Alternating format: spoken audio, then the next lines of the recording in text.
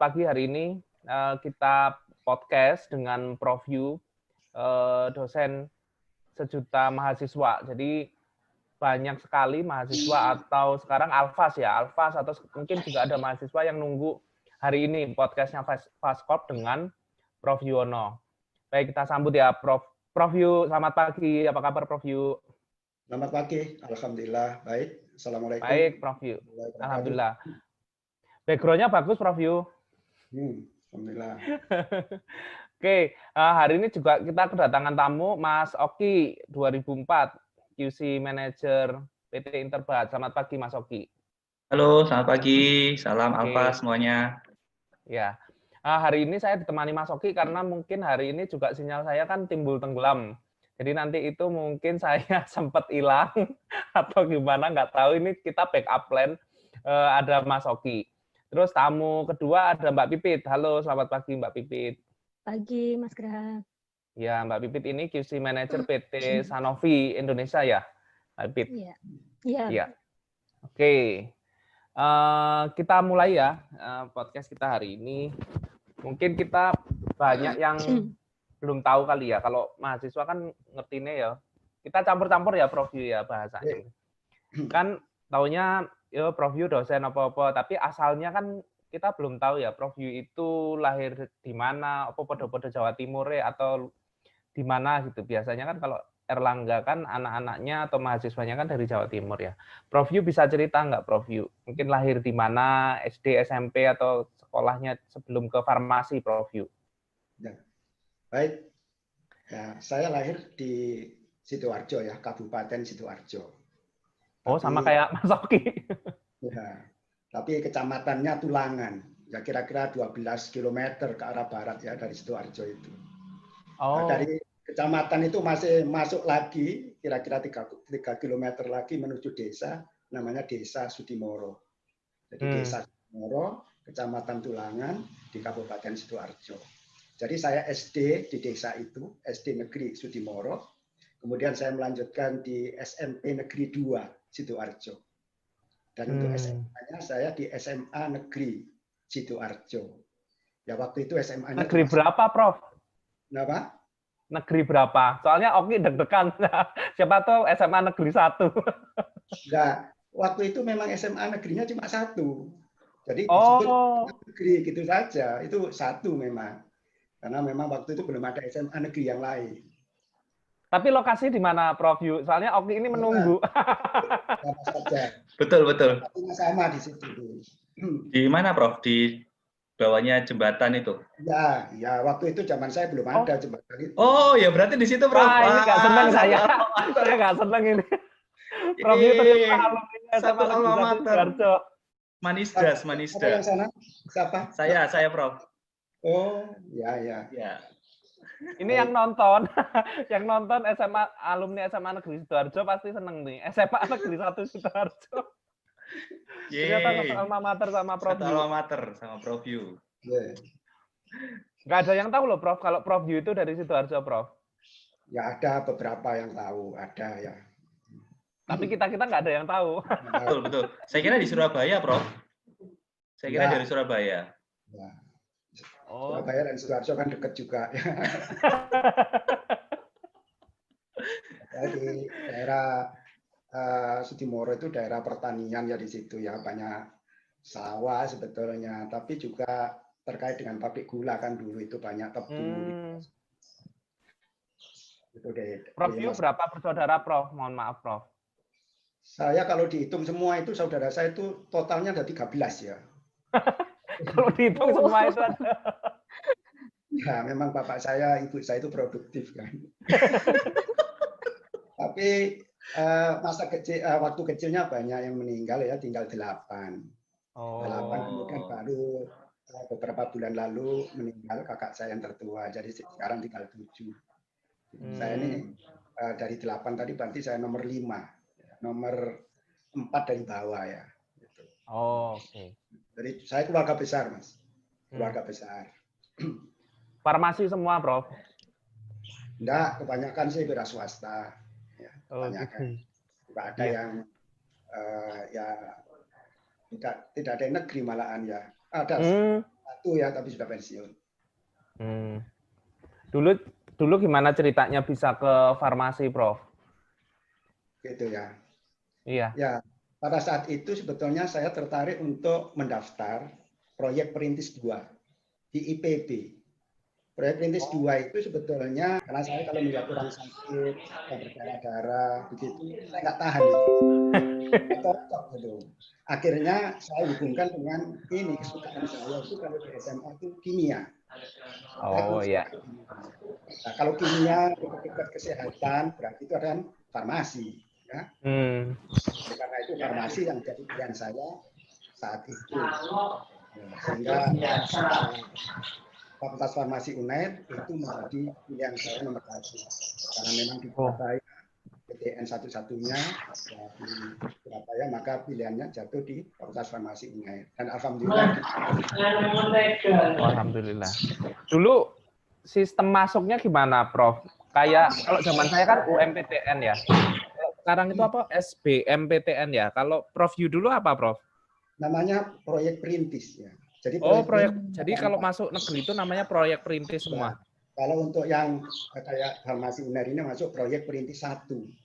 Kalau tadi kayak apa yang tanpa tes itu proyek perintis 2, itu modelnya. Itu ya UMPTN sekarang ini. Ya. Jadi ya tes seperti biasa. Ya. Tesnya apa aja, Prof? Mata pelajarannya. Jadi ada matematika, fisika, kimia, biologi. Masing-masing soalnya itu 50. Masih 50, bukan kayak sekarang ya, 50. Tapi alhamdulillah ya mungkin waktu itu ya kita banyak, saya kepingin betul-betul masuk farmasi, itu tujuan saya ya.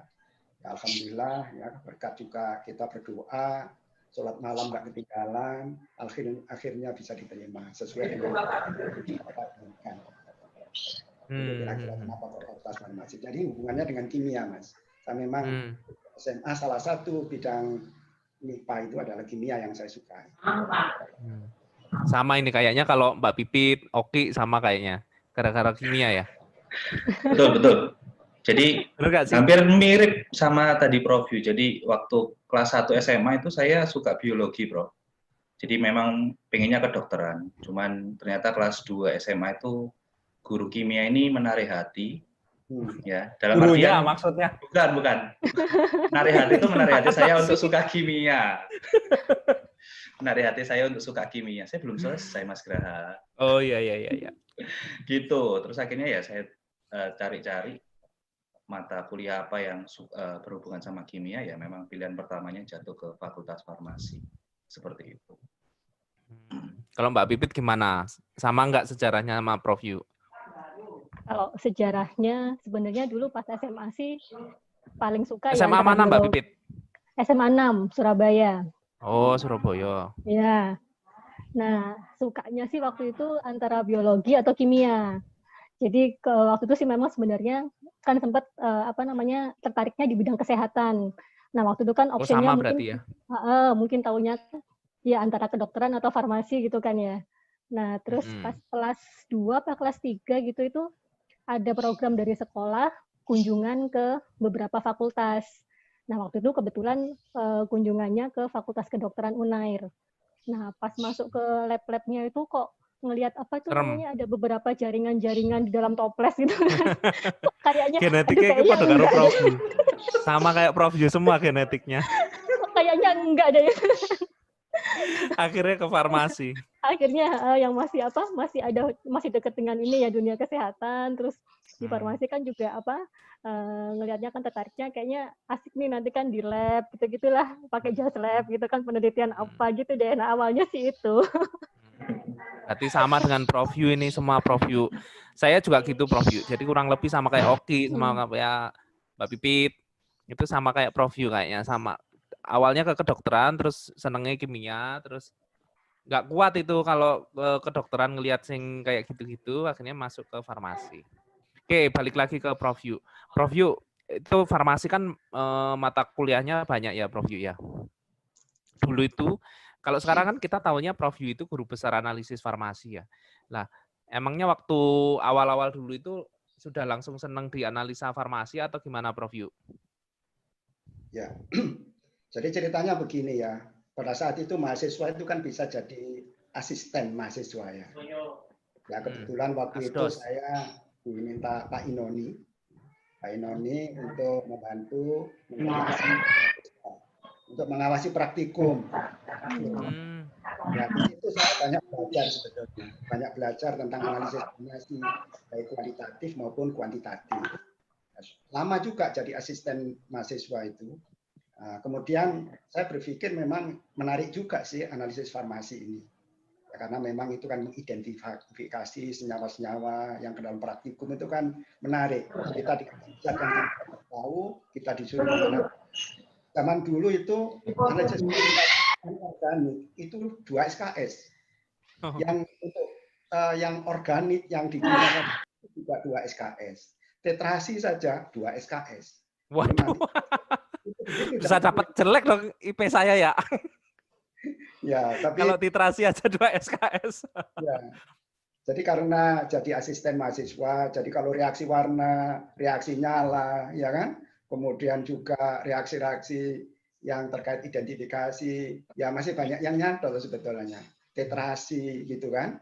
Nah, kebetulan saat itu juga saya sering juga pas mahasiswa ya. Mahasiswa-mahasiswa itu kumpul di suatu rumah gitu, saya diminta menerangkan bagaimana sih menghitung tetrasi asam lemah, basa kuat gitu. Itu kan perhitungan pH-nya cukup rumit. Ya. Saya banyak ngajar waktu itu, sehingga akan jadi menjadi sesuatu terkait bidang itu yang sudah melekat dalam diri saya. Oleh karena itu saya bertekad bahwa untuk S2-nya saya ngambil yang sama, analisis farmasi. Dan untuk S3 juga analisis farmasi. Jadi sudah linier itu. Sejak mahasiswa itu saya kepinginnya demikian. Oh, dari situ udah langsung kepengennya S2 langsung gitu ya Prof ya. Kalau saya dulu kan kuliah nggak kepikiran S2, S3. Ya dulu gini, waktu saya mahasiswa itu, saya kan setelah semester 8 itu skripsi, saya ditawari terus sama Prof Zainuddin. Oh iya, Prof Zainuddin. Prof Zainuddin itu selalu, Dek, jadilah dosen. Gitu. Padahal saya waktu itu kepingin bekerja di industri farmasi. Oh. Saya kepingin kerja di industri farmasi. Terus, enggak, jadi dosen saja, karena Prof Zainuddin itu dulu memang saya pembimbing saya untuk S1 ya, untuk skripsi pembimbing saya jadi dekat sama Prof Zainuddin. Nah, tapi saya tanya apa sih kelebihannya dosen? Oh, dosen itu bisa studi lanjut, bisa S2, bisa S3 begitu. Akhirnya oke lah saya masuk. Jadi saya masuk dosen CPNS itu pada saat saya apoteker, Mas. Waktu profesi saya sudah CPNS gitu. Oh gitu. Ya, jadi pas profesi itu sudah calon pegawai negeri istilahnya, sudah ini aktif sebetulnya calon dosen. Baru, sudah dipanjer. sudah sebetulnya. Jadi istilahnya calon pegawai negeri sipil. Nah, waktu itu saya S2. Nah, waktu itu saya mengajukan langsung ke Jerman. Tetapi di Indonesia itu diminta untuk S2 lebih dulu. Nah, oleh karena itu saya diminta S2 dulu di dalam negeri. Saya memilih ITB. Memilih ITB. Kemudian barulah setelah itu ke Jerman. Gitu ceritanya. Oh, jadi Jerman itu yang S3-nya ya, Prof ya? S2-nya saya di ITB. Kenapa waktu itu nggak bisa langsung ke Jerman, Prof, yang S2-nya? Iya, waktu itu kan S2 itu mulai ini ya, diberlakukan ya. Katanya demikian. Ya, tapi memang dari pimpinan di Universitas Erlangga waktu itu menyarankan saya S2 dulu di dalam negeri. Ya. Berkas saya tidak bisa diberangkatkan ke Jerman. Padahal sebetulnya Jerman waktu itu masih bisa menerima S1 langsung. Ya, tapi ada hikmahnya. Kalau kita sudah S2 di dalam negeri, maka langsung unerkan di sana. Artinya sudah dipenuhi, langsung bisa S3. Kalau tidak S2 dulu, ya bisa saja kita itu melorot. Suruh S1 lagi, entah semester 5, semester 8, begitu. Ada hikmahnya. Benar juga. Oh gitu. Ya, jadi begitu saya sudah masuk ke S3, saya lampirkan semua S2 saya, dan diakui. Langsung S3. Itu ceritanya di Jerman. Ini mirip dengan itu, mirip timnya Vaskop yang Fajar itu nggak bisa langsung S2 di Kanada itu. Jadi melorot. Sempat melorot.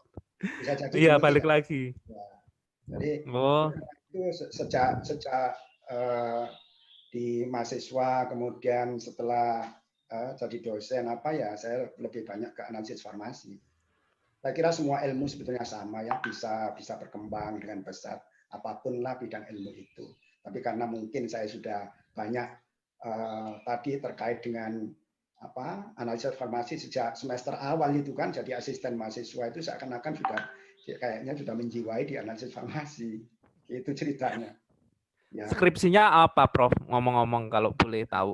Saya skripsi itu kan dibimbing Pak Zainuddin. Ya, itu analisis residu pestisida diasinon dengan metode kromatografi lapis tipis densitometri. Jadi saya sebetulnya melihat residu pestisida itu dalam produk-produk buah-buahan itu. Apa tomat, apa bawang, itu kan, lombok itu. Itu kalau petani kan memang banyak menggunakan waktu itu organofosfat ya diasinon. Kebetulan saya waktu itu pulang kampung ke Sudimoro tadi, terus saya melihat banyak sebetulnya orang-orang nyemprot ya tanamannya. Ya. Anehnya, angin itu kan dari barat ke timur. Ya. Dia nyemprot hadap ke barat. Artinya pestisida yang disemprotkan itu masuk ke dirinya. Iya. Saya tadi bayangkan loh ya, kapal pakan ya. Kalau saya turun sebetulnya, Pak, ngapain sekarang? Itu nyemprot tadi ya. Ya, saya lagi nyemprot. Memangnya kenapa? Loh kok hadap ke barat, Pak? Anginnya dari sana. Oh, nggak apa-apa, kan seger. Ya gitu. Seger. Padahal itu saya baca di literatur, residu pestisidanya berat, banyak itu. Saya ingin tahu bagaimana kalau di dalam buah. Oleh karena itu Pak Zainuddin menyarankan ambil di batu. Di batu kan banyak ya. Bawang itu yang disemprotkan di atasnya. Yang di bawahnya bagaimana? Itu. Jadi dalam penelitian saya ingin memperlakukan sebetulnya kalau disemprot sebelum dan sesudah dicuci itu ada bedanya apa enggak? Itu demikian. Ya, jadi demikian dari skripsinya. Seru ya skripsinya ya. Kalau yang S2 gimana, Prof? S2 itu? Sebelum ke S2, Prof, yang KLT-nya Prof Yu itu masih ada nggak di kampus, Prof? Yang zaman waktu mengukur residu? Ya, KLT-nya sih ada. Densitometri waktu itu belum punya. Oh iya, maksudnya densitonya. Densitometri waktu itu kita belum punya. Terus kemana, Prof? Saya kerja di Balai POM Surabaya. Oh, Balai POM. Iya. Dari Balai POM ya, saya juga berterima kasih sekali bisa mengukur ya, bisa melihat selektivitasnya. Oh benar ini diasinon. Kalau tidak pakai densitometri kan keluar cuma noda yang RF-nya kan sama. Iya. Saya sangat berterima kasih dibantu dari Balai POM Surabaya waktu itu. Jadi itu di S1 ya Mas, gitu. Diasinon itu impact-nya apa, Prof? Soalnya saya baru dengar sekarang sih. Isi nama. Pestisida itu kan macam-macam ya, ada organofosfat, organoklorin, ya, amat kan gitu. Nah, organofosfat ini sebetulnya ya banyak sih dipakai sekarang ini juga. Kalau organoklorin golongannya DDT, dieldrin kan sudah tidak ada ya. Gitu. Ya sama saja efeknya entah di liver apa di ginjal gitu kalau mendapatkan residu itu. Ya, Prof. Kita lanjut ke yang S2, Prof. S2-nya ambilnya apa, Prof? Penelitiannya. Tesis ya namanya ya kalau S2 ya? Tesis saya itu terkait dengan doping. Saya sebetulnya kepingin sebetulnya di Universitas Airlangga itu mendirikan waktu itu laboratorium doping sebetulnya. Jadi saya dikasih saran ya sama Prof. Sutaryadi almarhum. Ayo cobalah bikin analisis doping. Kamu memperdalam doping. Saya ya oke, Pak. Ya. Oke, saya ini S2 saya pakai analisis doping. Waktu itu saya dibimbing oleh Prof. Raslim Rasid almarhum dan Prof. Yeyet. Ya. Prof. Yeyet Sumirtapura. Ya. Itu saya dibimbing doping. Tapi dopingnya yang relatif ya waktu itu bahan-bahannya yang umum. Waktu itu kan ada doping yang kasus Ben Johnson tahun 1988 itu doping sangat ini ya aktual karena ada Ben Johnson pelari cepat. Olimpiade waktu itu ya, Prof. Seoul ya, itu kan didiskualifikasi. Ya pas gitu. Kemudian saya buat tema itu beberapa obat doping, bagaimana pengembangan metodenya. Nah, yang kita punya kebanyakan ya TLC lagi, densitometri. Ya, kita kan MS belum punya, ya kan? Lain-lain belum punya waktu itu. Ya, akhirnya ya kita gunakan cara-cara ya KLT densitometri minimal, paling tidak untuk screening ya itu bisa dipakai. Itu untuk S2. Oke, mungkin Mas Oki atau Mbak Pipit ada pertanyaan sebelum ke S3 atau gimana? Mas Oki dulu boleh atau Mbak Pipit dulu boleh? Mbak Pipit dulu aja, Mbak Pipit. Ini sih saya tertarik tadi kan Prof Yuno kan cerita dulu skripsinya gimana gitu, dimulai dengan waktu itu menjadi asisten dosen ya Prof ya, sampai akhirnya sekarang asisten mahasiswa. Asisten mahasiswa. Sampai sekarang akhirnya menekuni dunia inilah ya mengajar gitu kan, menjadi dosen. Nah, saya pengen tahu ini berarti kan sudah puluhan tahun tuh Prof Yuno di dunia pengajaran farmasi gitu ya. Kalau menurut Prof Yu mulai dari saat itu sampai sekarang perubahan yang paling Prof Yuwono rasakan atau amati apa tuh Prof? Perubahan itu bidang apa ini, Mbak? Dari sisi proses belajar mengajarnya mungkin Prof? Ya. Dulu saya pertama kali itu kampusnya di dekat kedokteran gigi ya. Di dalam Jalan Dharma Usada dulu. Sekarang Prof Mustopo ya. Itu dulu di situ saya. Jadi tahun 79 saya mulai masuk ya. Kemudian 85 skripsi, 86 sudah ya lulus di situ ya. Perubahannya itu satu ya kampus ya jelas berbeda waktu itu. Yang kedua itu kelengkapan instrumen tadi. Zaman dulu itu beda ya. Zaman dulu kalau kita praktikum itu tidak bisa ya seperti sekarang. Kalau sekarang ini karena alat-alat instrumen analisis kita kan relatif lengkap ya. Jadi dari kromatografi, baik TLC, GC, ya kan, APLC itu lengkap. Infrared, ya, AAS, semua itu lengkap sebetulnya. Sehingga skripsi pun alatnya juga bisa bervariasi macam-macam. Itu dari sisi instrumen. Nah, dari sisi materi saya kira lebih banyak berkembang sekarang. Kita mengarahkan materi-materi yang sebetulnya aplikatif untuk di dunia kerja. Cuma sayangnya memang apoteker itu kan salah satu profesi yang harus bisa semua kan. Masalahnya. Tertawa kita semua sepertinya bermakna ya.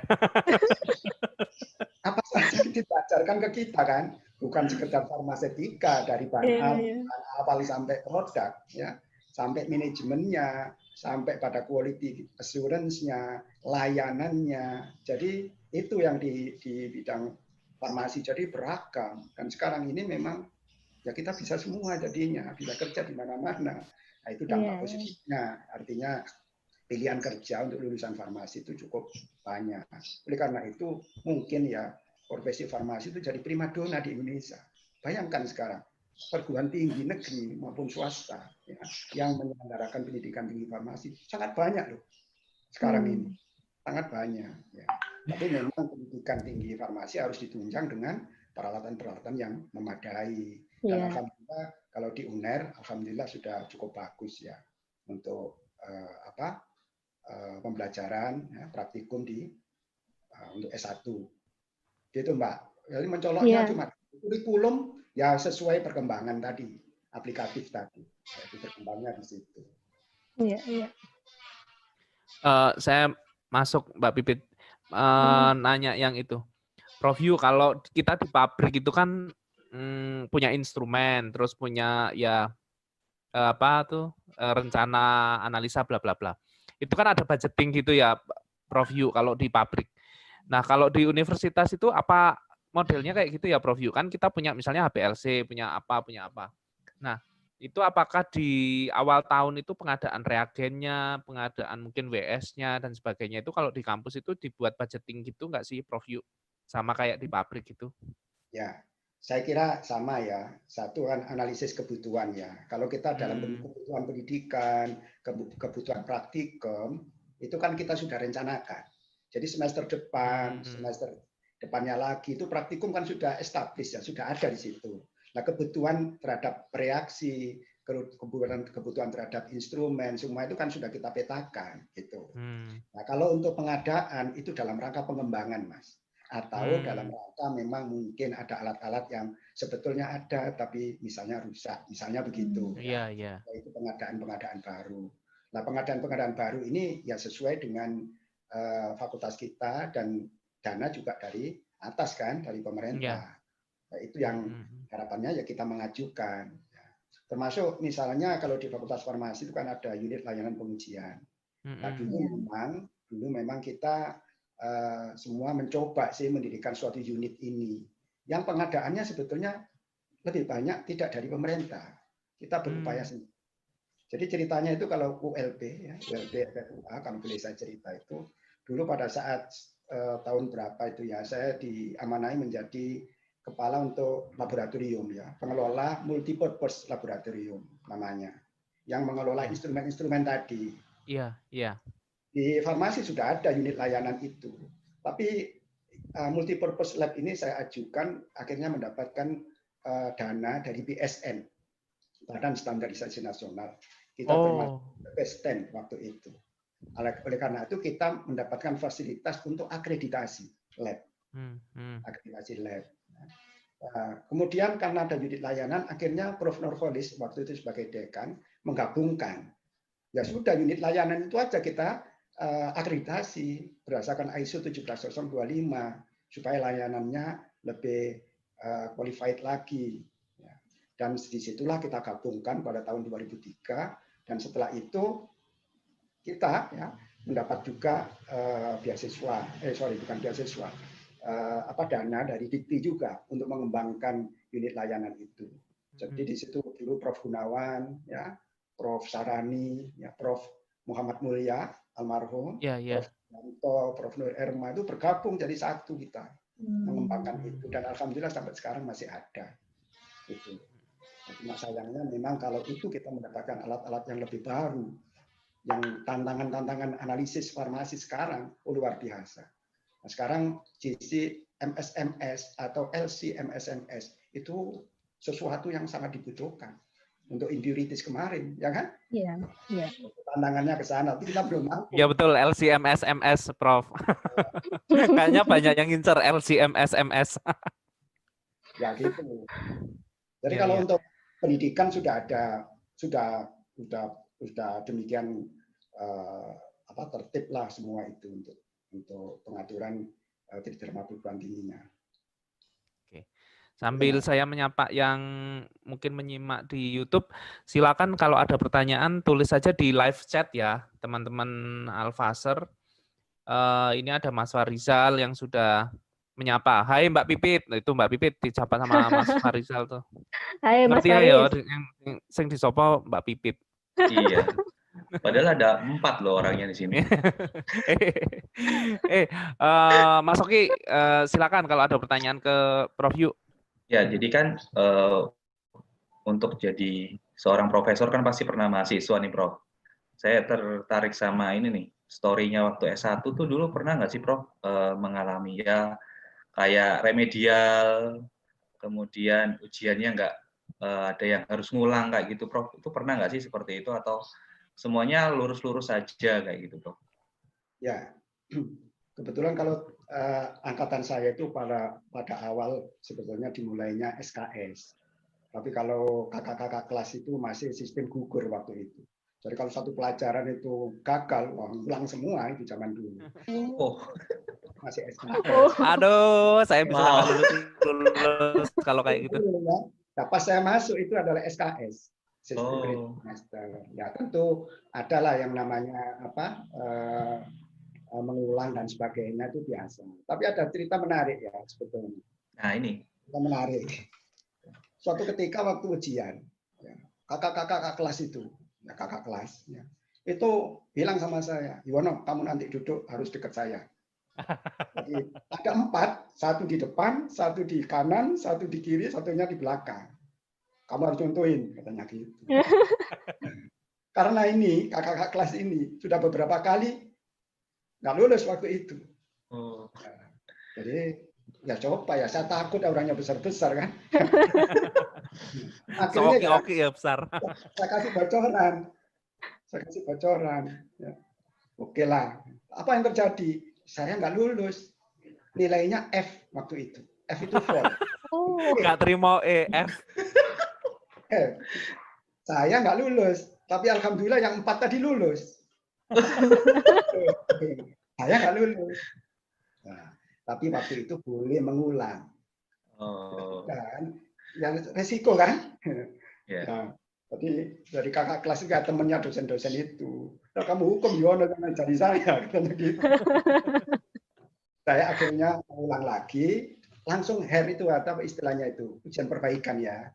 Tapi alhamdulillah masih dapat A, ya karena memang masih boleh dapat A waktu itu. Jadi ya kenangan juga waktu mahasiswa waktu itu kan.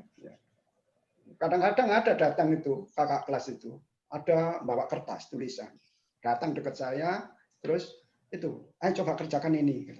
Saya kerjakan soal-soal tadi. Begitu ujian mulai, soalnya persis sama dengan yang diujikan. Sama persis. Rupanya dia mungkin ya nyari-nyari yang sobek-sobek itu loh. Kumpul-kumpulkan, kemudian ditulis. Saya nggak ada hikmahnya juga bagi saya, sebetulnya udah tahu. Tetapi kaget, betul kaget loh. Kan soalnya kok sama tadi gitu. Itu zaman dulu, ya kan? Nggak tahu kalau zaman sekarang. Untung dulu Mas Gra nggak gitu, Prof, sama saya. Oh, luwe viral. Iya. Tapi ada satu hal di masa mahasiswa saya itu yang juga mungkin ya saya jadi tertantang. Boleh saya cerita Mas Oki? Boleh, silakan Prof. Boleh Prof. Ceritanya begini, ini mungkin pengalaman pribadi juga ya, juga saya bersemangat karena itu. Jadi suatu ketika saya di semester 2, ya, bapak saya bilang, Yuwono kamu jangan melanjutkan lagi di farmasi UNER. Apa alasannya? Karena tidak mampu lagi Bapak. Karena waktu itu petani itu kena hama wereng. Sudah bertahun-tahun nanam, tapi nggak panen. Jadi walaupun sawah di bapak saya itu cukup banyak karena kena hama wereng bertahun-tahun, kolaps juga. Saya diminta untuk berhenti kuliah. Bayangkan farmasi itu cita-cita kan, terus kemudian berhenti. Akhirnya saya dari Sidoarjo, waktu pulang ke Surabaya itu terus terang nangis saya. Nangis. Apa yang harus saya lakukan? Supaya kuliah saya bisa berlanjut. Kemudian saya merenung sebetulnya apa yang bisa saya lakukan. Kemudian setelah itu pagi-pagi saya mendatangi PD3 namanya, pembantu dekan 3, Pak Subagiono, Mas Pak. Tolonglah Pak, saya bisa mendapatkan beasiswa. Nilai kemarin semester 1 kan IP saya lumayan, apa bisa saya dapatkan beasiswa? Oh, enggak bisa, masih semester 2 kok minta beasiswa. Karena ada beasiswa namanya bakat prestasi. Sudah, terus pulang lagi. Dan alhamdulillah setelah pulang ini saya terus terang saja merenung, apa yang bisa saya lakukan? Saya ini bisa apa?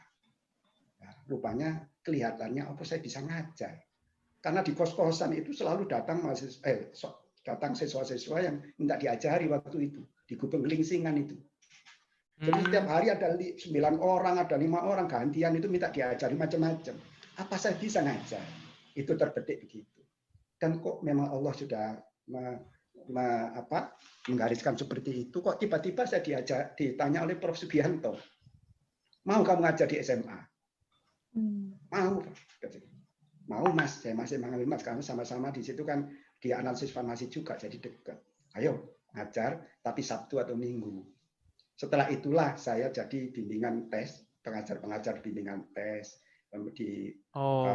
di rumah. Akhirnya ekonomi saya lumayan bagus. Jadi nilai saya selama S1 terus terang agak turun. Tidak apa-apa, yang penting saya bisa lulus.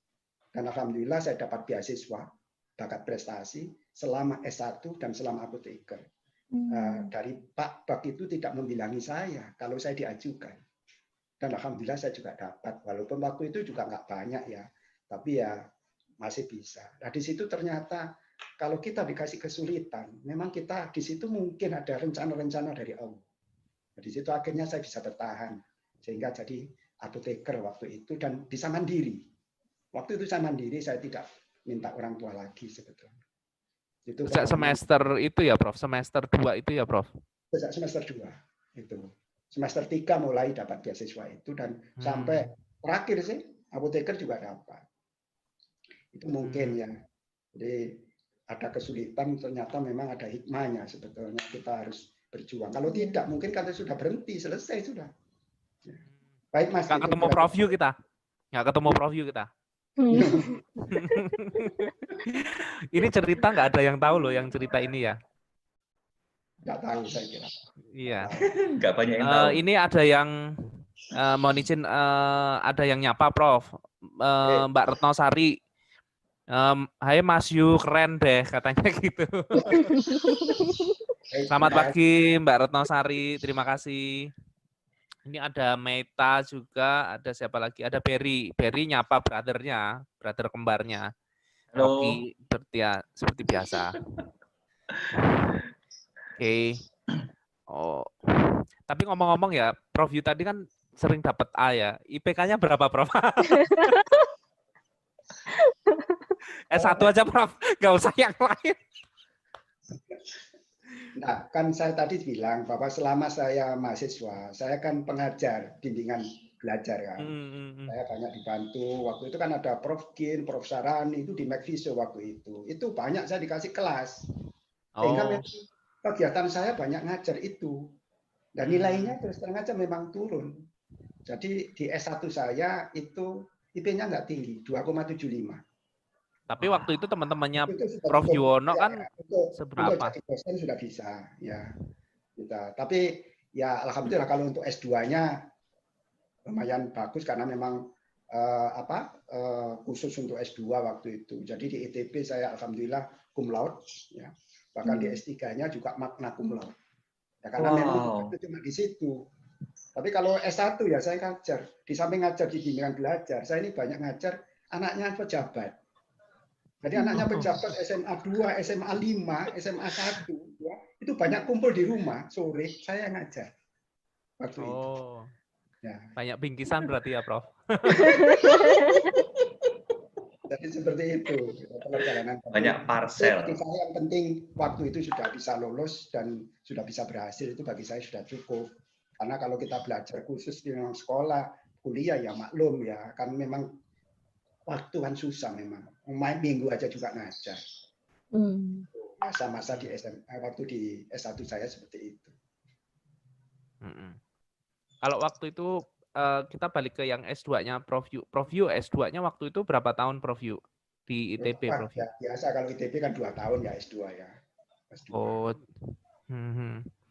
2 tahun. Ini di mana? Di live chat-nya YouTube ini pada nggak sabar bahas Prof Yu di Jerman ini kayaknya.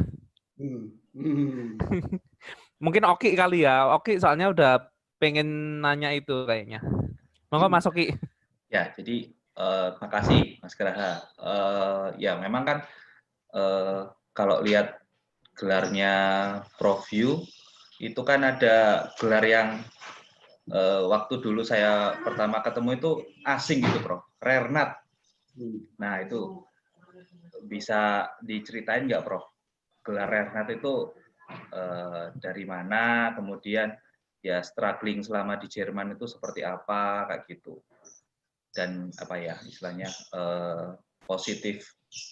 sisi positif yang bisa diambil selama kuliah di S3 di Jerman itu seperti apa Prof? Bisa diceritakan Prof? Ya. Ya baik, kalau kita farmasi di Jerman itu masuk ilmu pengetahuan alam ya. Jadi fakultas itu kalau tempat saya itu kimia dan farmasi. Jadi karena kita termasuk MIPA, maka ada kalau di Jerman itu kita farmasi masuk Rernat. Rernat itu Rerum Naturalium, ilmu pengetahuan alam sebetulnya. Jadi bukan fakultas farmasinya sendiri, tapi itu di bawah Fakultas Kimia dan Farmasi. Tapi karena kita itu termasuk rumpun di MIPA, maka disebut Rernat. Jadi kalau kedokteran kan dokter med, ya, ada mednya. Kayak Pak Habibie itu kan dokter ing, ya, karena terkait dengan teknik ya di sini. Jadi kalau farmasi Rernat. Itu terkait gelar. Pertanyaan lagi apa, Mas Koi? Selama di sana atau gimana? Iya, jadi kalau gimana sih kok bisa tiba memilih Jerman itu apa sih, Prof? Alasannya kan luar negeri, Eropa, terus Amerika misalnya kan banyak tuh negara-negara yang saya kira ilmu pengetahuan farmasinya juga cukup maju. Tapi Prof Yu memilih Jerman itu kenapa? Terus selama kuliah di sana bagaimana kehidupannya? Ya. Baik. Sebetulnya saya kepingin dua negara saja, Jepang sama Jerman. Ya, kebetulan tahun 88 saya ini sudah dapat beasiswa dari UNESCO untuk pergi ke Jepang, mengikuti semacam workshop ya, selama seminggu atau 10 hari gitu di Tokushima Bunri University. Di situ saya banyak kenalan profesor di Jepang. Sehingga saya ada 5 profesor yang bersedia sebetulnya membimbing saya. Gara-garanya setiap session di sana saya selalu bertanya. Padahal bertanya itu bukan apa-apa, saya cuma kepingin pakai bahasa Inggris saja sebetulnya. Saat saya kepingin setiap session saya mesti angkat tangan. Akhirnya ada 5 profesor kayak mau nggak kamu jadi pembimbing saya S2 waktu itu. Nah, akhirnya saya belajar bahasa Jepang juga. Tapi saya kepingin juga. Ya, Jerman ini kan nanti kita ceritakan ya, orang-orang Jerman itu kan ada ciri khas sendiri ya karakternya. Maka saya belajar pun bahasa Jerman. Dan ternyata pengumuman yang pertama muncul itu saya diterima di Jerman. Nah, itu sudah akhirnya saya ke Jerman. Kalau suasana kuliah di sini memang di Jerman berbeda sekali sih dengan di Indonesia. Kalau di sana itu memang banyak kita itu mahasiswa diarah ke kemandirian sebetulnya. Kemandirian. Jadi kita ini kalau mereka di Fakultas Farmasi atau di farmasinya di Jerman itu nggak ada absen. Dia nggak ada absen. Yang butuh ilmu siapa? Oh gitu. Beda ya Prof sama yang di Indonesia ya Prof ya? Nah, iya. Itu bedanya. Cocok gak usah absen. Gak usah titip-titip absen. Nggak ada TA gitu ya. Silakan di sana kuliah nggak kuliah silakan. Yang penting kamu bisa mengerti yang diajarkan kan gitu. Akibatnya ya mahasiswanya memang daya juangnya tinggi. Daya juangnya tinggi. Dan satu saya catat di sana itu rasa percaya diri mahasiswa, dosen-dosennya, orang-orang Jerman itu memang tinggi. Confidence-nya itu tinggi gitu. Jadi kalau ciri secara umum orang Jerman itu menurut saya ya satu adalah disiplin. Yang kedua confidence. Yang ketiga sangat menghargai waktu. Ya, privacy jika ada, tapi hubungan dengan pertemanan itu bagus. Begitu. Jadi kalau kita bergaul dengan orang Jerman itu apakah Anda punya waktu? Itu pertanyaan pertama dulu kalau kita minta bantuan. Ya, haben Sie Zeit atau hast du Zeit? Apa kamu punya waktu? Ngajak nonton saja, apakah kamu punya waktu? Kan gitu. Sampai begitu. Tapi kalau mereka tidak punya, kalau kita minta bantuan, dia bilang, hab keine Zeit. Saya tidak punya waktu hari ini. Besok bagaimana? Besok lusa bagaimana? Kan gitu. Itu privacy itu dijaga. Kalau ada orang dua bicara gitu, kita masuk, itu tidak bisa kita nyelonong langsung ikut itu. Di sana nggak bisa. Ya. Kan gitu. David Mark Unterbreken. Apakah saya bisa menyelah? Gitu. Masuk. Kalau iya, baru kita masuk. Nah, kalau kita kan nggak seperti itu ya Mas Oki ya. Iya. Kalau orang ngomong langsung aja, apa temanya seperti itu. Ya, banyak sebetulnya. Iya. Tapi selama saya di sana juga melihat sebetulnya aspek budaya ya. Kalau ilmu pengetahuan sih sama, bedanya cuma memang instrumen saja lebih lengkap di sana. Budaya bagaimana itu yang kita lihat sebetulnya, dan bagaimana negaranya. saya berpikir di sana kenapa negara Jerman kok bisa teratur, rapi, ya, gitu. Kenapa? Saya sempat berpikir. Ternyata kesimpulan saya karena di sana itu sudah ada hukum yang sangat ketat dan diberlakukan, ya, itu secara ketat juga. Siapapun yang melanggar, yaitu kena sanksi. Itu intinya dia. Dan yang kedua intinya adalah moral. Moral diyakini penting. Dua itu sebetulnya. Kalau keberhasilan di Jerman karena itu. Karena kita tidak bisa main-main dengan peraturan dan hukum di sana. Kalau kita nyetir mobil nabrak orang, kita salah. Orang Jerman itu salah, dinyatakan salah. SIM-nya dicabut seumur hidup. Oh, iya. Gitu ya, Prof. Okay. Gampang Pak, besok kan bikin lagi. Ganti sopir. Kalau di sana enggak mungkin, no way. Seumur hidup. Hati-hati. Gitu ya. Ya. Jadi kalau kita di sana itu begitu lewat kita jalan, wah kita seperti raja jadinya. Apa itu? Mobilnya berhenti. Kalau mobil berpasan dikasih dim. Dikasih dim itu maksudnya yang depan kita itu lawan kita suruh duluan. Oh, kakak AO gimana telu. Lain ya, Prof. Kalau di Indonesia kita dim, kita minta duluan, Prof ya. Hati-hati kalau di Jerman bisa tabrakan. Iya, beda. Pengalaman waktu di apartemen ya, di apartemennya itu banyak yang kita ini itu. Kadang-kadang saya ceritakan ke mahasiswa ya, bagaimana di Jerman tuh memberlakukan hukum. Jadi suatu ketika saya ditegur sama Hausmeister, artinya yang bertanggung jawab terhadap apartemen itu. Dari Wono, Anda harus membersihkan salju sekarang. Itu subuh. Padahal matahari terbit itu 6:30. Padahal itu kan dingin, minus itu di luar itu. Anda harus membersihkan itu karena Anda kena daftar jaga. Apakah sekarang? Oh tidak apa-apa kalau sekarang, nanti juga nggak apa-apa. Tapi aturan di Jerman, kalau ada anak-anak siswa itu nanti, murid-murid yang lewat situ terus jatuh karena salju, maka Anda yang membayar untuk masuk ke. Asuransi nggak akan bayar karena Anda yang salah. Wah, jadi langsung kasih baju kita. Baju. Langsung. Nanti kalau di jalan itu kan sudah ada mobil itu ya. Iya, betul. Ya di trotoar ya, Bro Mas. Trotoarnya ya, itu. Trotoarnya itu tanggung jawab kita. Sampai kayak gitu. Banyak pengalaman saya yang seperti itu. Waduh, mikir nang Jerman. Prof, untuk ini kan perbedaan bahasa nih, Prof. Bahasa Indonesia, kemudian bahasa Inggris juga. Bahasa Jerman kan beda nih, Prof. Itu gimana, Prof? Cara belajarnya apakah memang ada kursus dulu sebelum kuliah atau bagaimana? Ya, kalau kita kan dapat beasiswa dari DAAD, dari pemerintah Jerman. Sebelum berangkat kita dikasih kursus bahasa itu 6 bulan, Mas, di Jakarta. Oh. Sampai di sana masih ditambah lagi 6 bulan kursus bahasa lagi. Barang siapa yang tidak lulus, pulang. Wah. Berangkat ke Jerman. Tidak lulus, pulang. Udah gitu. Jadi mau tidak mau kan belajar ini kan serius kan? Iya. Tapi ya guru-guru di sana, guru bahasa Jerman, karena kita sudah ada di Jerman, jadi bahasa itu kan meniru saja sebetulnya. Kita belajar bukan karena teori, tapi meniru.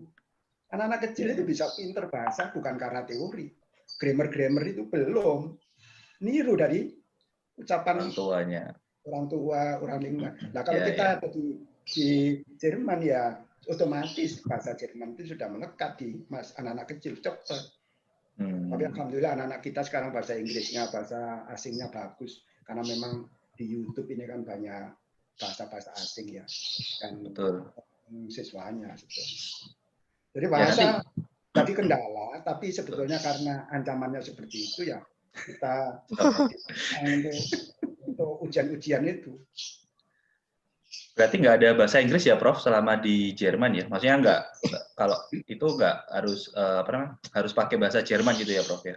Bahasa Inggris sudah nggak pakai sama sekali. Kalau waktu saya Jerman, memang S3 disertasinya kita tulis bahasa Jerman. Setelah itu baru boleh pakai bahasa Inggris. Setelah itu. Tapi zaman saya masih bahasa Jerman. Ujiannya bahasa Jerman. Ujiannya. Jadi ujian S3 itu ya cuma pengujinya 2. Tapi masing-masing di sini pengalaman saya itu satu orang penguji, promotor sama profesor lain itu kira-kira ada 40 pertanyaan. Keringetan langsung. Cuma dicentang aja, bisa apa enggak? Cepet itu, cepet sekali. Kalau kita mikir-mikir gitu, ya nggak bisa gitu. Sampai sekarang masih fasih ya, Prof, bahasa Jermannya? Kenapa? Masih fasih ya bahasa Jermannya, Prof? Ya bahasa Jerman Surabayaan ya masih bisa lah, Mas. Jerman Surabayaan. Bahasa Inggris Surabayaan bisa. Tapi gini ya, kalau kita belajar bahasa Jerman, bahasa Inggris kita tuh kacau. Gitu ya, Prof? Karena memang beda. Jadi sering kalau kita ngomong bahasa Inggris, mesti kita campur bahasa Jerman. Itu biasa, seperti itu. Karena strukturnya berbeda gitu. Kalau ketemu orang Jerman ya baru keluar bahasa Jerman. Tapi alhamdulillah saya masih komunikasi sama teman-teman di luar ya. Di sana masih sering. Dan mereka itu yang apal ulang tahun kita. Jadi ulang tahun saya yang ngasih ulang tahun setiap saat itu orang-orang asing itu. Ya kan? Itu. Suatu ketika saya pikir orang ini kalau ulang tahun kok nggak pernah lupa ya. Gitu. Suatu ketika datang saya ke München. Ya, München tahu ya? Bayern Munich. Betul. Saya datang ke rumahnya. Saya lihat waktu saya diajak makan pagi, kalendernya itu saya lihat di sampingnya itu adalah tanggal sama ulang tahun kita semua itu. Jadi dicatat di situ. Jadi kalau pagi sarapan dilihat hari ini siapa yang ulang tahun, langsung di. Gitu ya. Perhatiannya sama kita itu. Terus jawabnya yang lama kita kan. Ya gitu Mas Edi. Oke. Mohon izin ini mengabsen yang di live chat. Ada Mas Widodo Dumadi. Selamat siang Mas Widodo Dumadi. Farizal ya masih biasa, selalu ada kan ya. Selama ada Pipit, ada Mas Farizal.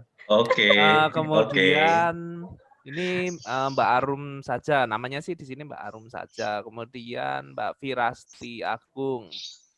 Prof, ini ada yang mau izin nanya ya, Prof.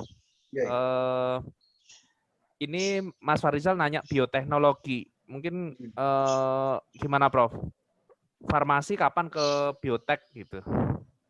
Mas Farizal yang nanya, Prof. Saya kira sudah mulai ya. Kalau di kampus C itu kan ada stem cell, itu kan banyak di sana kelompok-kelompok peneliti ya. Kita kan bergabung di situ. Jadi memang sudah saatnya kita mengarah ke biotek itu. Cuma memang menggarap itu kan perlu waktu mungkin ya, perlu komitmen masing-masing dari mungkin fakultas, juga pemerintah kita. Saya cerita sekarang di Jerman bagaimana bioteknologi. Boleh ya? Boleh, Prof. Ditunggu. Mas Farizal bisa disimak ya, Mas Farizal. Jadi kalau soal bioteknologi itu saya pernah mengunjungi namanya GBF, Gesellschaft für Biotechnologische Forschung. Jadi pusat penelitian bioteknologi Jerman. Yang di situ banyak keluar senyawa-senyawa baru, paten itu banyak di situ. Bukan paten-patenan, tapi paten, ya kan? Wah itu kita kebetulan waktu itu pernah mengunjungi ke sana ya. Saya di kota Braunschweig, itu kira-kira berapa kilometer dari situ, mungkin puluhan kilometer situ, naik bis bisa ke situ. Ya, ternyata di situ untuk bioteknologi, penelitian bioteknologi itu memang sudah kayak boleh dibilang ya, itu kampungnya ilmuwan di dunia. Jadi ilmuwan itu kumpul di situ dari berbagai negara itu. Gitu. Jadi kalau misalnya saya waktu itu sama Prof Gunawan sama Prof Nurkolis ya, sempat kita masuk melihat sebetulnya untuk penentuan struktur saja. Hanya penentuan struktur. Itu bangunannya sudah cukup besar ya. Jadi satu hari itu hanya satu untuk melihat MS-nya, untuk ini. Itu sudah kecapean kita. Jadi boleh dibilang itu kampung. Ya. Seperti itu. Jadi dosen apa itu ilmuwan dari mana-mana, ya, peneliti-peneliti dari mana-mana di dunia ini dia kumpul di situ. Ya, baik dari India, ya, yang menentukan struktur itu baru boleh diakui kalau yang menentukan itu justru dari Inggris orangnya. Jadi memang sudah lebih. Kalau sudah seperti itu memang luar biasa. Jadi dukungan alat itu luar biasa. Ya, alat. Suatu ketika saya melihat ya ada pompa, kemudian ada semacam pipa sebesar ini, tangan saya ini saya tanya. Itu apa? Alat apa? Di samping alat-alat yang luar biasa yang lainnya. Dia bilang gini, itu alat HPLC. Loh, HPLC apa kok segitu kolomnya? Kolomnya tuh begini. So, tangan kita itu kolomnya. Bilang apa? Bilang ke atas. Terus ada pompa mobil itu. Sebagai kata segerakan itu. Ternyata untuk HPLC preparatif. Jadi kalau kita punya ekstrak tanaman atau bahan-bahan yang perlu dimurnikan, dimasukkan gamit. HPLC ini kan kolomnya cuma segini, preparatif ya. Kalau yang analitik kan biasa kecil-kecil. Preparatif lumayan besar. Itu dapat berapa sekali kita running? Kalau itu kilogram mungkin dapat itu. Sampai begitu. Ya. Jadi memang kalau saya lihat di luar negeri, komitmen untuk mengembangkan obat, ya itu luar biasa sebetulnya. Jadi memang pemerintah itu memberikan semacam lembaga-lembaga yang memang lengkap ya, alat-alatnya itu lengkap. Jadi saya mengambil kesimpulan selama di Jerman itu, saya lihat di universitas tidak selalu alatnya lengkap, tapi dia fokus pada tertentu. Contoh sekarang, ada universitas yang bisa publikasi tiap bulan itu mesti muncul, ya, dan bahan-bahannya juga bahan-bahan pestisida tadi. Kalau di Jerman kan ada pestisida itu.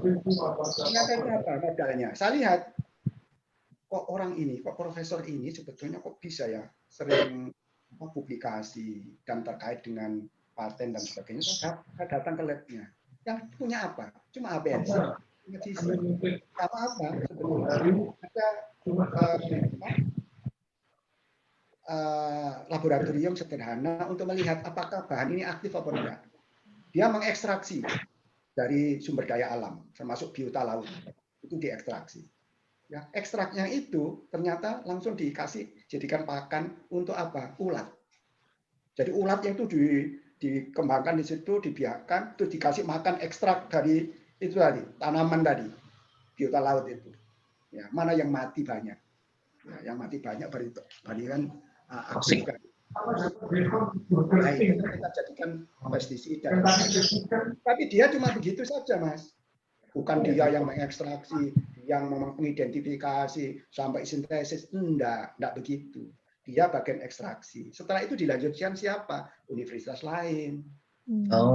Sampai ke Braunschweig tadi yang terakhir untuk penentuan strukturnya.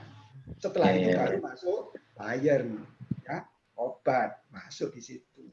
Ini yang kita kurang, model demikian. Kadang-kadang kita itu di fakultas, di universitas kan punya alat yang sama. Ya kan? Alat ya. Fakultas ini punya alat, universitas ini punya alat, universitas lain punya alat yang sama. Jadi mengembangkan yang agak bersamaan. Tapi kalau sinkron tadi kita belum. Mungkin itu yang perlu dilihat sih sebetulnya semangat di sana itu. Kira-kira begitulah kalau Mas Faris bioteknologi. Kalau sekarang ini kehadiran biosimilar ya, kemudian obat-obat bioteknologi saya kira sudah waktunya memang. Tapi ya yang lain-lain juga sumber daya alam kita sudah luar biasa sih sebetulnya. Itu yang perlu dikembangkan juga. Itu Mas Oki kira-kira pertanyaan Mas Faris tadi. Oke, terima kasih Prof. Ini Mas Graha, Mbak Pipit. Mohon izin nih, saya sebetulnya tadi dalam hati batin-batin.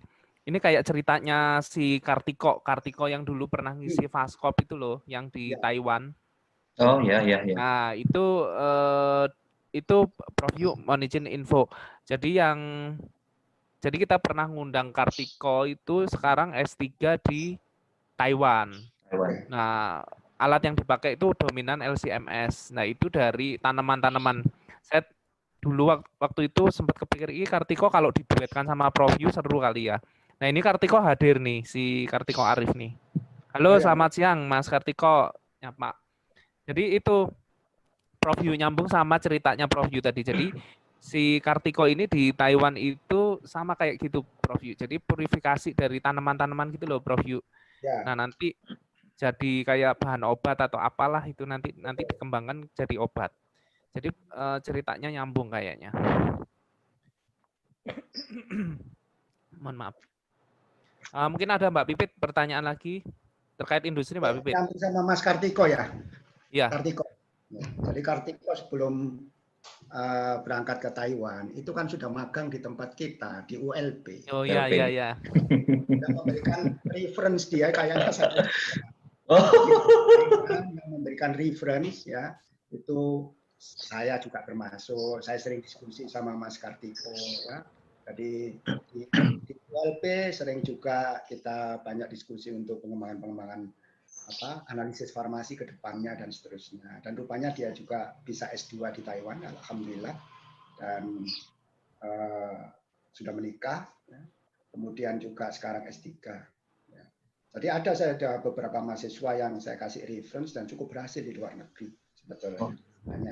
Dan Mas Graha mungkin lumayan sebenarnya untuk ini saya kira memiliki kesempatan yang baik. Jadi kalau S3 di sana ya tempuhlah sebetulnya selama S3 itu banyak ilmu-ilmu yang bisa kita ambil sebetulnya kita pelajari. Itu apalagi nanti sumber daya seperti ini itu kan dibawa ke Indonesia. Cuma masalahnya di Indonesia ini ada nggak laboratorium seperti itu? Iya. Itu negeri kita ini ya memang sudah ada ya, tapi di negeri kita itu harus ada laboratorium yang betul-betul terpusat ya, yang lengkap. Pada sumber daya alam kita itu luar biasa. Dengan alat-alat yang canggih, dikelola orang-orang yang berpengalaman, maka alat itu berjalan dengan bagus, tidak mangkrak. Banyak sekarang alat-alat kita itu banyak yang rusak. Oleh karena itu sumber daya SDM yang dari dalam negeri, luar negeri itu bisa kita arahkan fokus seperti itu. Ya, kalau mereka sudah punya kemampuan untuk mengisolasi, ya, mengisolasi bahan-bahan yang murni dari bahan alam. Bahan alam kita itu loh, ya 30.000 tanaman di Indonesia ini yang tumbuh ini berapa yang dieksplor, kan gitu. Ya. Jadi itu saya kira untuk kalau memang di Indonesia mau dikembangkan laboratorium jadi sesuatu yang sangat penting. Oke. Silakan Mbak Pipit tadi mau nanya. Mbak Pipit, mungkin nanya WS mahal atau impuritis Mbak Pipit. Curhat ceritanya. Ya nih. Semua industri itu. Ya, ini mungkin mewakili suara hati ini ya. Oki dan Mas Graha juga ini di industri. Jadi memang kan kita karena kita kayaknya bertiga ini background-nya pernah di QC juga kan ya, Graha pernah di QC juga gitu kan. Nah, jadi kan memang kita untuk analisa rutin itu kan pasti butuh working standard ya, Prof ya. Kita ada reference standar, terus beberapa juga ada yang diturunkan menjadi working standard. Nah, cuma memang kendalanya seringnya adalah karena analisanya rutin terus-menerus, itu kan cost-nya lumayan ya di situ tuh, Prof. Belum lagi lead time-nya juga sih. Jadi kan ada yang inden 2-3 bulan lah ya gitu kan. Nah, itu kan kira-kira dari Prof Yono nih apakah sebenarnya ada yang bisa kita lakukan nggak sih sebenarnya gitu? Sebagai ini ya, sebagai Alfas nih mungkin kita bisa menginisiasi sesuatu atau gimana gitu, Prof. Iya. Ya memang itu pertanyaan yang banyak orang ya, bagaimana tentang baku pembanding kita. Itu menjadi persoalan kita sih memang. Dan terus terang aja baku pembanding primer ya itu kan mahal. Apalagi baku pembanding impurities juga mahal. Itu mahal, memang demikian. Tapi sebetulnya untuk saat ini memang kondisinya seperti itu. Tapi mestinya di Indonesia itu apa? Di Indonesia itu ahli-ahli kimia sintesis itu banyak loh. Orang lulusan luar negeri misalnya yang jago-jago sintesis itu banyak. Nah, mungkin ya kita bisa mengumpulkan mereka melalui pemerintah program tertentu itu membuat memang semacam program supaya jadi lebih murah sebetulnya. Kalau dari sisi regulasi bisa kita arahkan ke sana sebetulnya. Nah, yang sekarang ini muncul kan baku pembanding itu kan bukan dari kita. Jangankan baku pembanding, pelarut fase geraknya HPLC itu kan dari siapa? Ya kan? Metanol biasa ada. Metanol PA harganya sudah berapa? Ditambah metanol Pro HPLC sudah berapa? Metanol Pro HPLC SMS. Nah, lewat Fastcop inilah mungkin ya bisa menggali SDA kita, SDA dan SDM kita. Gali itu siapa itu? Suatu ketika kalau misalnya bisa dikumpulkan, mungkin dijadikan sebuah proposal atau dicarikan investor atau siapa, silakan. Karena sumber daya manusia khususnya di Alphas kan sudah banyak diidentifikasi. Tanpa persatuan itu tidak mungkin. Kita tidak mungkin dari analisis farmasi saja, dari sintesis saja. Sekarang kalau tinggal memurnikan, itu kan perlu penelitian. Nah, kalau misalnya kita bisa mendapatkan Pro HPLC metanol itu sudah bagus. Apalagi baku pembanding.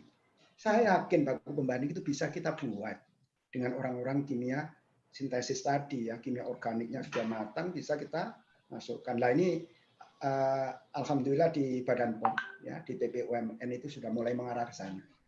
Jadi sudah mendirikan laboratorium khusus baku pembanding ya. Harapan yang kita sampaikan di sana sebetulnya ini dikelola betul-betul yang qualified dalam arti memang bisa mensupply untuk industri-industri itu. Tapi namanya baku pembanding termasuk working standard itu keharusan, harus ada. Memang baku pembanding primer itu jumlahnya sedikit, tapi kan diturunkan menjadi sekunder, menjadi working standard kita yang bisa kita pakai sehari-hari, ya kan? Nah, penanganannya ini ya itu macam-macam di industri farmasi itu. Kadang-kadang kita kan harus menimbang agak besar. Timbangan kita yang jumlah kecil tidak punya. Ya kan? Nah, kalau supaya ini timbangan yang bisa memenuhi sensitivitasnya. Saya sedikit kan yang ditimbang. Timbangnya berapa sih teman neraca? Ya enggak? Yang kecil supaya kuantitatif misalnya begitu. Jadi lebih irit kan gitu. Nah, kan ada di situ expired date-nya. Selama kita kelola dengan baik penanganannya masih cukup. Ya. Tapi itu kalau di industri. Tapi kalau industri nanti mendorong misalnya untuk membuat baku sekunder ya semacam working standard tadi ya, kita pakai di Indonesia ya, itu bagus juga. Misalnya ya ada kerjasama antara industri dengan universitas sama Badan POM. Kita punya alat ya, LC banyak, MS sudah banyak juga, NMR juga ada, ya kan? Maka itu yang calon dari working standard kan kita harus karakterisasi. Kita karakterisasi ya dari sisi spektroskopinya, dari sisi pemisahan dan sebagainya itu. Kalau itu kita join ya 3 tadi itu, maka kita bisa memunculkan namanya baku pembanding tadi. Dan ini sudah kita bicarakan di Badan POM itu, tapi mudah-mudahan dalam waktu dekat harapan saya itu sudah ada sebetulnya ke arah situ. Baku pembanding itu luar biasa banyak. Nah, industri bisa membuat sebuah apa sih calon baku pembandingnya.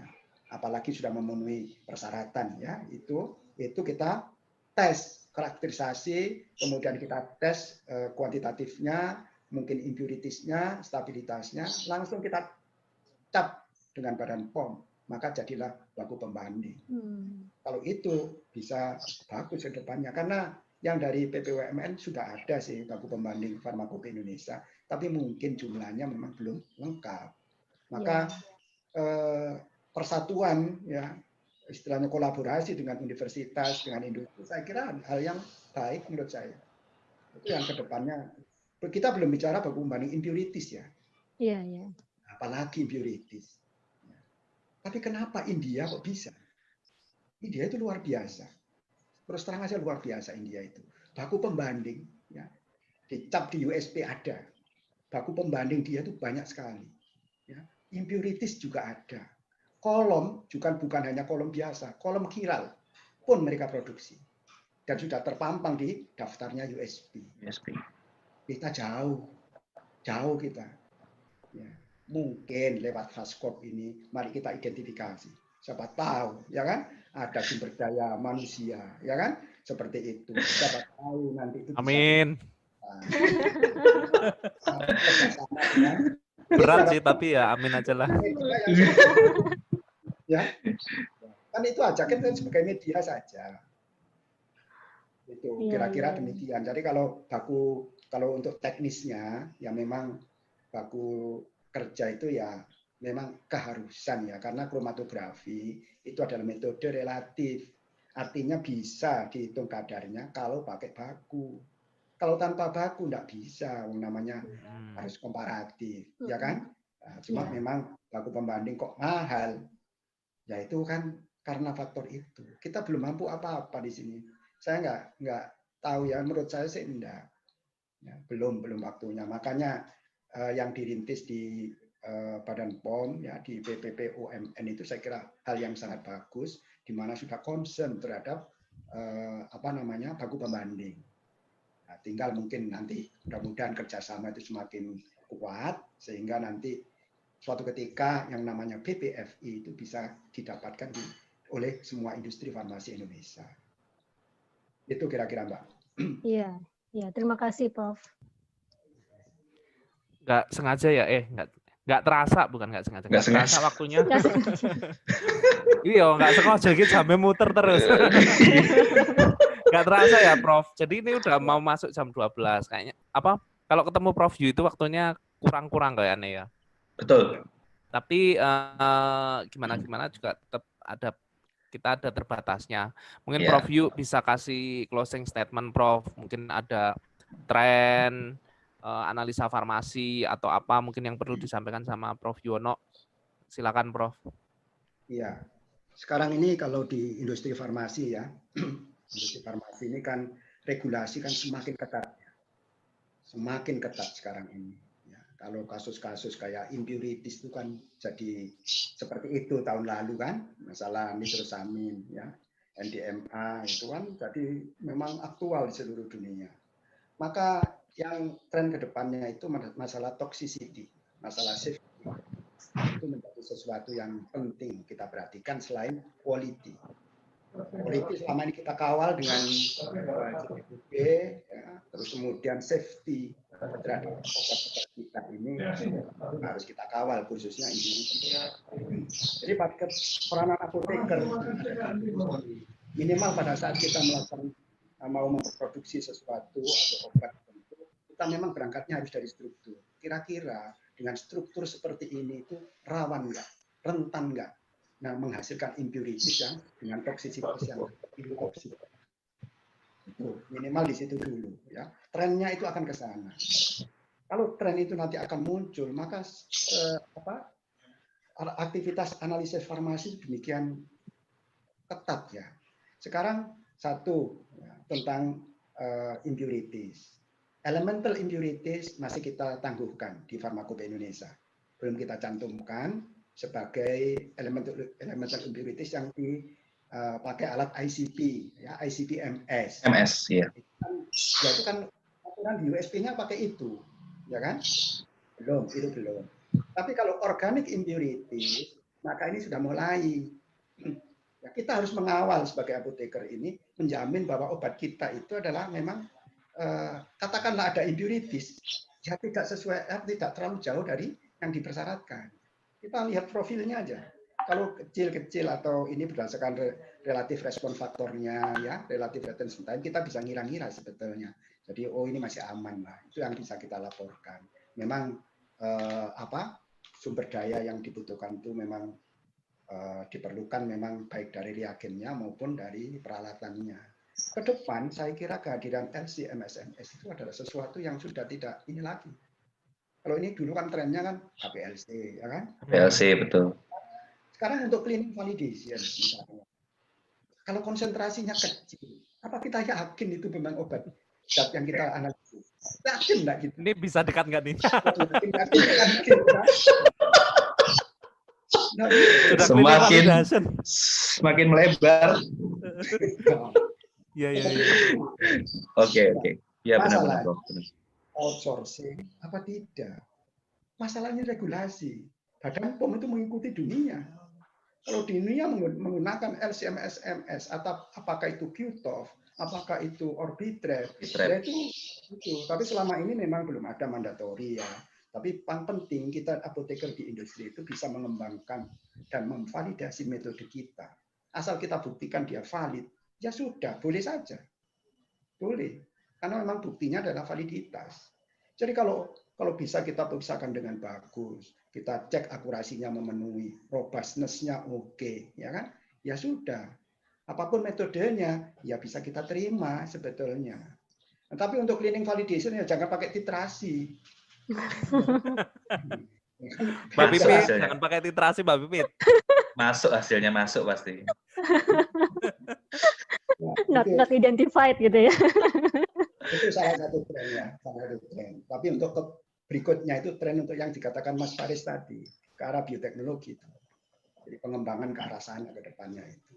Kalau bisa memang kebanyakan kita kan masih me too. Ya, maka pengembangan ke arah sana itu yang akan menjadi sesuatu yang peluang yang bagus sih sebetulnya. Jadi semua itu perlu peluang dan tantangan bagi para apoteker yang kerja di industri farmasi, bahwa kita ini diminta untuk mengawal ya, quality, efficacy, dan safety yang kita produksi. Dan apoteker yang ada di dalam industri itu kan memang dari berbagai macam aspek bidang kan, yang disitulah sebetulnya peranan kita yang semakin tinggi menurut saya. Semakin rumit kan, menghadapi konsentrasi kecil-kecil itu rumit loh. Betul, semakin rumit. Apalagi matriks kita. Ini Mas Oki nih, kalau mengdefinisi ya ada vitamin larut air, ya kan? Itu sudah vitaminnya banyak, ya kan? B1, B2, B5, B6, ya kan? Masih vitamin C yang begitu besar. Itu menghancurkan semuanya, ya betul bro. Ya, masih ditambah timeline-nya nggak selesai. Ya, masih ditambah larut lemak. Larut lemak, betul. K1, K2, ya kan? Tambah mineral, Prof. Ya, mineral ya. Masih ada asam amino lagi. Saya betul. Ada yang asam amino itu 20 macam. Bayangkan, ada asam amino yang amfoter itu ada positif negatif, ada logam. Apa nggak berikatan? Betul. Rumit. Itu apoteker itu mengembangkan metodenya, memvalidasi metodenya tidak mudah. Di situ tantangan. Yang di industri tahu semua, ya kan? Ketawa-ketawa lagi. Ya, betul, Prof. Untungnya Prof Yu itu nggak ngaudit ya. Untungnya. Kalau audit ketahuan semuanya. Aduh, kalau Prof Yu ngaudit iki aku ya bingung jawab apa ya.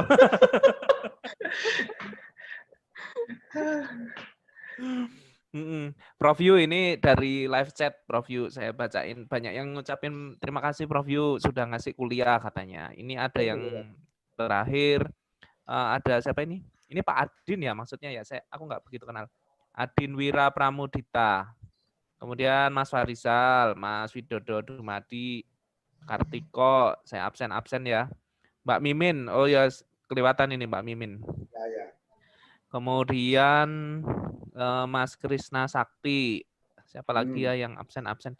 Mbak Meta Safitri. Oh, Prof Yu ada salam dari Mbak Eli 79. Oh ya. Katanya. Nah itu ada Prof. Dari Sidoarjo juga itu. Eli Yunita. Oh Sidoarjo juga Prof. Eli Yunita. Ini namanya sih Eli 79 gitu aja sih Prof. Ya, teman di Sidoarjo. Oh ya. Mungkin ini cukup kali ya. Mungkin Mas Oki atau Mbak Pipit mungkin juga closing.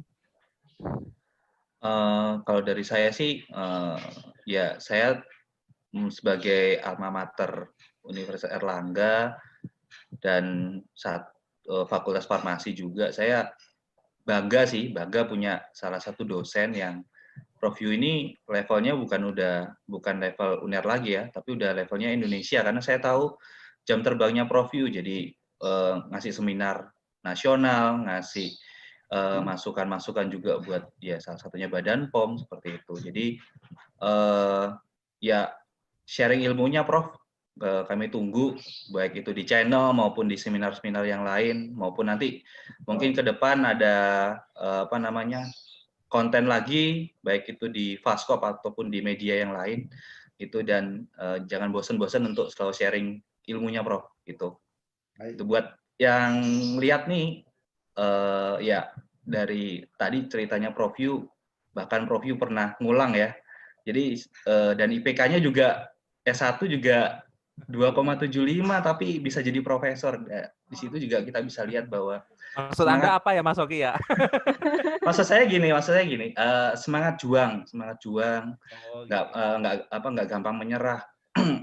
Kalau ada halangan, meskipun tadi Prof juga ceritakan pernah ada kendala dari segi ekonomi, tapi itu nggak membuat Prof patah semangat gitu. Dan apalagi sekarang kaum milenial nih gampang ya, kalau saya lihat sih gampang, kalau misalnya ada hambatan tuh udah nyerah duluan nih gitu.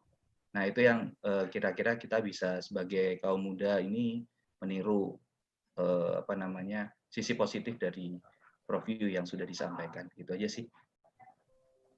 Silakan Mbak Pipi, terima kasih Mas Oki.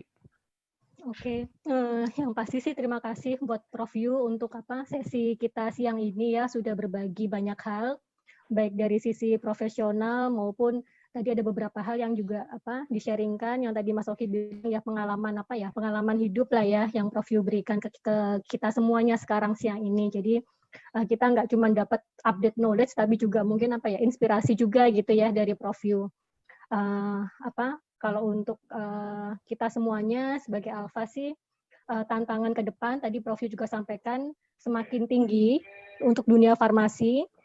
Dan kalau saya sampaikan sih dari sesi hari ini sih memang mungkin tidak akan mudah ya, tapi dengan yang kita miliki sekarang dengan Alphas yang tergabung dalam komunitas ini memang tidak akan mudah tantangan ke depannya, tapi pasti kita bisa. Itu aja sih Mas Graha. Ya, terima kasih Mbak Pipit. Dari saya mungkin Prof Yu, ini ada yang menyampaikan lagi, oh ini Mas Yogi hostnya nih. Dan ke Prof Yu gitu katanya. Bahasa Jerman tuh ya? Iya, bahasa Jerman ya. Jerman Surabaya, Jerman Gresik. Nah, dari saya terima kasih Prof Yu, di tengah waktunya yang memang kita cari jadwal. Prof Yu ini saya kontak itu dari bulan Juni. Jadi waktu awal-awal Fastcop. Jadi baru ngontak lagi itu baru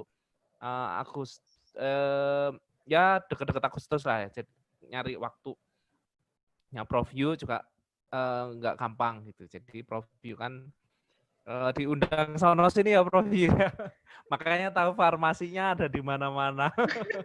Oke Prof Yu, terima kasih. Semoga nggak bosan-bosan sharing sama kita, maksudnya yang Alphas. Paling kalau kita itu kan dipanggil atau di ini kampus lain kan preseptor gitu ya. Kalau Prof Yu kan pemaparan ya, sharing gitu. Pedo level. Oke, semoga sehat selalu ya Prof Yu, sukses terus, bisa sharing sama Alphas, sama Fastcop, sama yang lain ya. Lebih bagus lagi kalau ada komunitas analisis farmasi ya. Saya sih kepengennya gitu. Gitu Prof Yu, paling gitu. Mungkin buat farmasi juga tadi di Natalis di Dirgahayu, Indonesia juga di Dirgahayu. Buat Fastcop hari ini sebagai tonggaknya lahirnya Fastcop. Oke, terima kasih Prof Yu. Terima kasih, sama-sama. Terima kasih Prof Yu. Terima kasih Prof Yu. Sampai jumpa lagi di sharing season berikutnya. Insya Allah. Ya. Terima kasih teman-teman. Terima kasih. Bye, terima kasih.